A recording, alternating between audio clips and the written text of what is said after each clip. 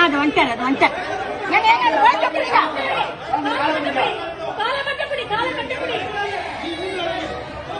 ஒண்ணுமே புரியல